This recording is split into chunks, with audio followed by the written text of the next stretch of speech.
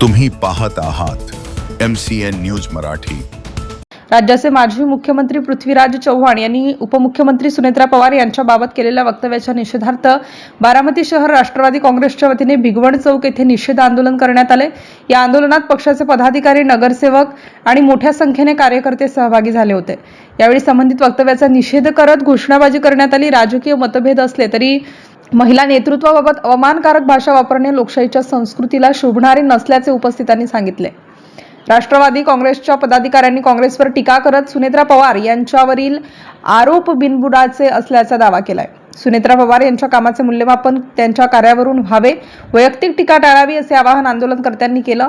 यावेळी निषेधाचे फलक झळकावत भविष्यात महिला नेतृत्वाचा अवमान करणारी वक्तव्ये सहन केली जाणार नसल्याचा इशाराही देण्यात आला।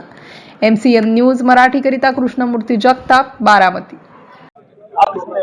महाराष्ट्राचे माजी मुख्यमंत्री पृथ्वीराज चव्हाण यांनी वहिनी साहेबांबद्दल जे काही अपशब्द वापरले आहेत त्याचा आम्ही अतिशय तीव्र शब्दात निषेध व्यक्त करतो व आज या ठिकाणी त्यांचा पुतळा जाळून आम्ही त्यांना आवाहन करतो की त्यांनी ते जे काही शब्द वहिनी साहेबांबद्दल व्यक्त केले ते तत्काळ माघार घ्यावे व त्या संदर्भातील त्याच ट्विटर हँडलवर त्यांनी ते शब्द ते माघार घेत आहोत अशा भावना त्यांनी त्या ठिकाणी व्यक्त कराव्यात व त्या ठिकाणी जाहीर माफी मागावी अशी मागणी करत आहोत।